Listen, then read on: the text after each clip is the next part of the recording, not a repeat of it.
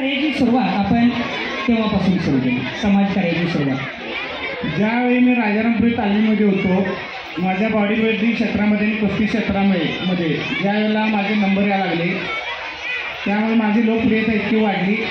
त्यानंतर माझं सामाजिक कार्य राजारामपुरी, शाहूदुल कॉलनी, शाहूनगर, त्यानंतर मी दौलतनगरमध्ये माझं चालू झालं. दौलतनगरल्या लोकांनी मला निवडून चांगल्या मतांनी 2-3 वेळा दिलं, त्यामुळे त्याचं खरोखरच आभार मानलं पाहिजे. धन्यवाद सर. यानंतर तुम्ही कोणकोणत्या क्षेत्रामध्ये पुरस्कार प्राप्त केले?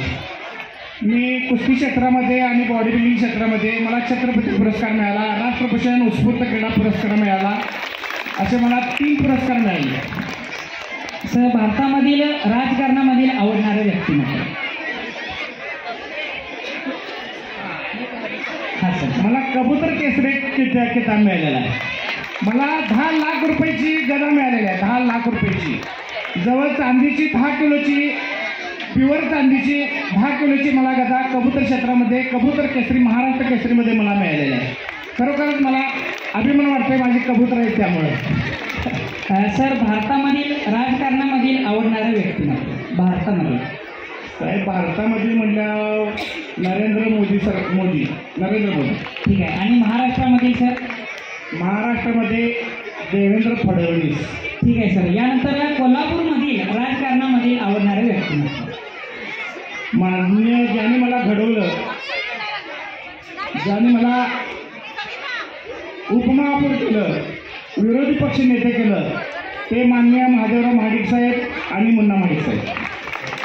तर सर, मी तुम्हाला पुन्हा एकदा माझा एक प्रश्न आहे की हेच नेते का आवडतात?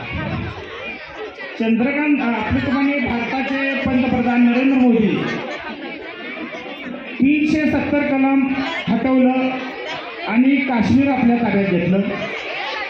सिंदूर ऑपरेशन राबवलं, पाकिस्तानला गुडघं टेका लावलं आणि त्याने अनेक योजना आपला देश जगामध्ये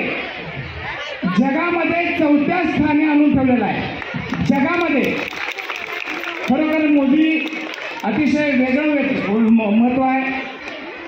आणि त्यांनी अयोध्या मंदिर बांधलं. श्री प्रभू रामचंद्राचं अयोध्यामध्ये अतिशय भव्य असं 500 वर्षामध्ये झालेलं नाही असं एक मंदिर बांधलेलं आहे, ते म्हणजे अयोध्या मंदिर.